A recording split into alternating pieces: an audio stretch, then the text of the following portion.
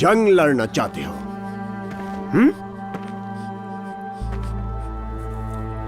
खुद का मुल्क चाहते हो?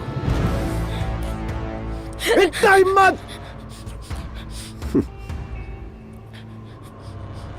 बोल पाकिस्तान जिंदाबाद, बोल। जय बांग्ला।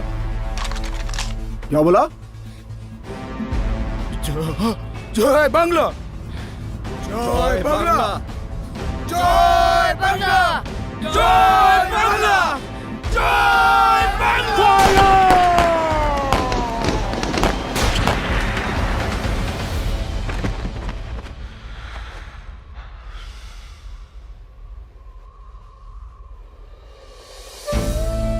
বিজয় মানে নির্মল শুদ্ধ বাতাসে নিশ্চিন্তে নিঃশ্বাস নেয়া। বিজয় মানে সেই বিশুদ্ধ বাতাসে লাল সবুজকে উঠতে দেখা। বিজয় মানে বিজয়কে অনুভব করে চিরদিন বেঁচে থাকা।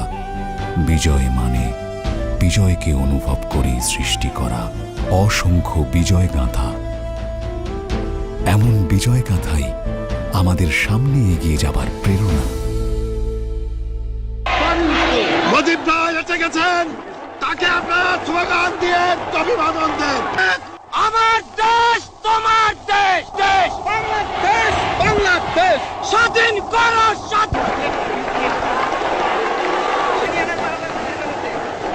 ভাইরা আমার, আজ দুঃখ ভারাক্রান্ত মন নিয়ে আপনাদের সামনে হাজির হয়েছি। আপনারা সবই জানেন এবং বোঝেন আমরা আমাদের জীবন দিয়ে চেষ্টা করেছি, কিন্তু দুঃখের বিষয় আজ ঢাকা, চট্টগ্রাম, খুলনা, রাজশাহী, রংপুরে আমার ভাইয়ের রক্তে রাজপথ রঞ্জিত হয়েছে।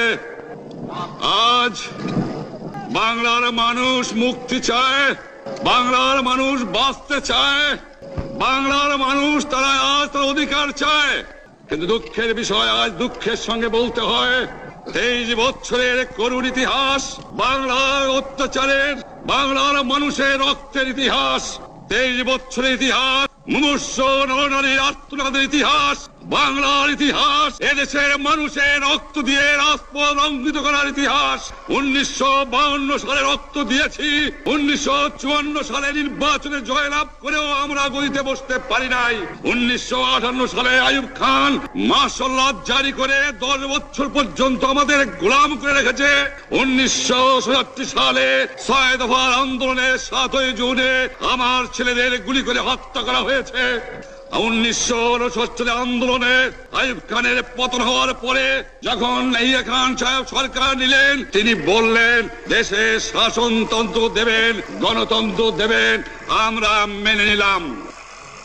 তারপরে অনেক ইতিহাস হয়ে গেল, নির্বাচন হলো। আপনারা জানেন দোষ কি আমাদের? আজকে আমি প্রেসিডেন্ট ইয়াহিয়া খান সাহেবের সঙ্গে দেখা করেছি, আপনারা জানেন, আলাপ আলোচনা করেছি। আমি শুধু বাংলার নয়, পাকিস্তানের মেজরিটি পার্টির নেতা হিসাবে তাকে অনুরোধ করলাম 15 ফেব্রুয়ারি তারিখে আপনি জাতীয় পরিষদের অধিবেশন দেন। তিনি আমার কথা রাখলেন না, তিনি রাখলেন ভুট্টো সাহেবের কথা। তিনি বললেন প্রথম সপ্তাহে মার্চ মাসে হবে, তিনি মানে নিলেন। আমরা বললাম ঠিক আছে, আমরা অ্যাসেম্বলিতে বসবো, আমরা আলোচনা করব। আমি বললাম বক্তৃতার মধ্যে, অ্যাসেম্বলির মধ্যে আলোচনা করব। এমনকি আমি এ পর্যন্ত বললাম যদি কেউ ন্যায্য কথা বলে, আমরা সংখ্যায় বেশি হলেও একজন যদিও সে হয়, তার ন্যায্য কথা আমরা মেনে নেব। আসুন বসি, আমরা আলাপ করে শাসনতন্ত্র তৈরি করি। তিনি বললেন পশ্চিম পাকিস্তানের মেম্বাররা যদি এখানে আসে তাহলে কসাইখানা হবে অ্যাসেম্বলি। যদি কেউ অ্যাসেম্বলিতে আসে তাহলে চুয়ার থেকে করাচি পর্যন্ত দোকান জোর করে বন্ধ করা হবে। তারপরেও যদি কেউ আসে তাকে সন্ন্যাসার করা হবে। আমি বললাম অ্যাসেম্বলি চলবে। তারপরে হঠাৎ 1 তারিখে অ্যাসেম্বলি বন্ধ করে দেওয়া হলো। কি পেলাম আমরা? আমার পয়সা দিয়ে অস্ত্র কিনেছি বহিঃশত্রু আক্রমণ থেকে দেশকে রক্ষা করার জন্য। আজ সেই অস্ত্র ব্যবহার হচ্ছে আমার দেশের গরিব দুঃখী নিরস্ত মানুষের বিরুদ্ধে। তার বুকের উপরে হচ্ছে গুলি।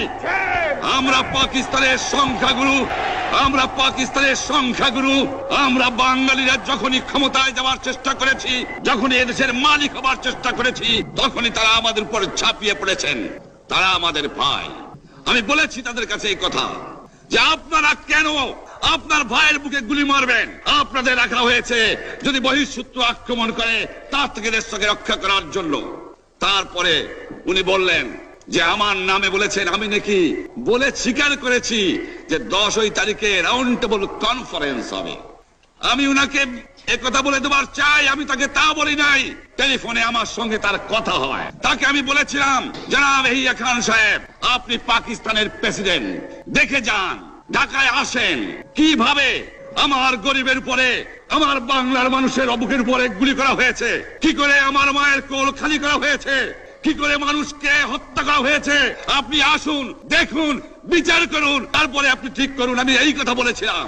হঠাৎ আমার সঙ্গে পরামর্শ না করে বা আমাদের সঙ্গে আলোচনা না করে 5 ঘন্টা গোপনে বৈঠক করে যে বক্তৃতা তিনি করেছেন এবং যে বক্তৃতা করে অ্যাসেম্বলি করেছেন, সমস্ত দোষ তিনি আমার উপরে দিয়েছেন, বাংলার মানুষের উপরে দিয়েছেন। পরিষ্কার মিটিংয়ে বলেছি, ভাইরা আমার, 25 তারিখে অ্যাসেম্বলি কল করেছে, রক্তের দাগ শুকায় নাই।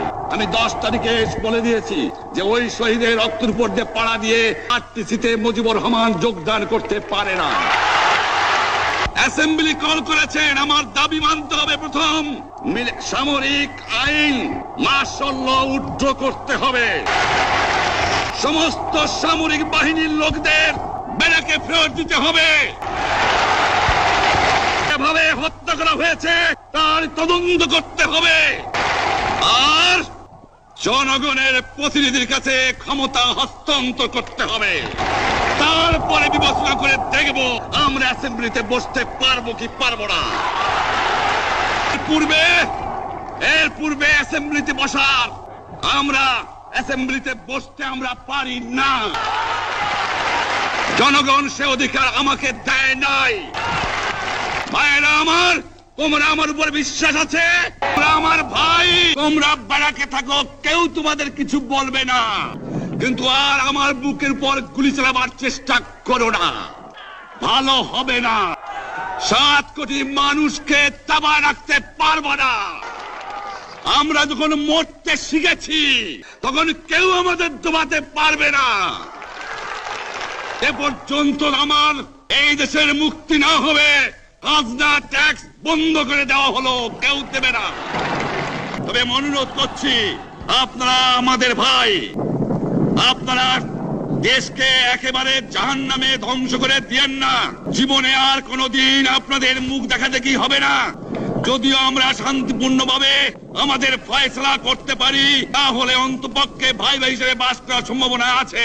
সেই জন্য আপনাদের অনুরোধ করছি, আমার এই দেশে আপনারা মিলিটারি শাসন চালাবার চেষ্টা করবেন না। দ্বিতীয় কথা, প্রত্যেক গ্রামে, প্রত্যেক মহল্লায়, প্রত্যেক ইউনিয়নে, প্রত্যেক সাব ডিভিশনে আওয়ামী লীগের নেতৃত্বে সংগ্রাম পরিষদ গড়ে তোলো এবং তোমাদের যা কিছু আছে তাই নিয়ে প্রস্তুত থাকো। মনে রাখবা, রক্ত যখন দিয়েছি, রক্ত আরো দেব, এদেশের মানুষকে মুক্ত করে ছাড়বো ইনশাআল্লাহ। এবারে সংগ্রাম আমাদের মুক্তির সংগ্রাম, এবারে সংগ্রাম স্বাধীনতার সংগ্রাম। বিশ্বাস নিশ্চয়ই রাখেন, জীবনে আমার রক্তের বিনিময়েও আপনাদের সঙ্গে বেইমানি করি নাই। প্রধানমন্ত্রিত্ব দিয়ে আমাকে নিতে পারে নাই, ফাঁসি কাস্টে আসামি দিয়ে আমাকে নিতে পারে নাই। যে রক্ত দিয়ে আপনারা আমাকে একদিন জেলের থেকে বার করে নিয়ে এসেছিলেন, এই রেসকোর্স ময়দানে আমি বলেছিলাম আমার রক্ত দিয়ে আমি রক্তের ঋণ শোধ করবো, মনে আছে? আমি রক্ত তোমার জন্য প্রস্তুত। আমাদের মিটিং এইখানেই শেষ। আসসালামু আলাইকুম। জয় বাংলা। বীর বাঙালি অস্ত্র ধরো।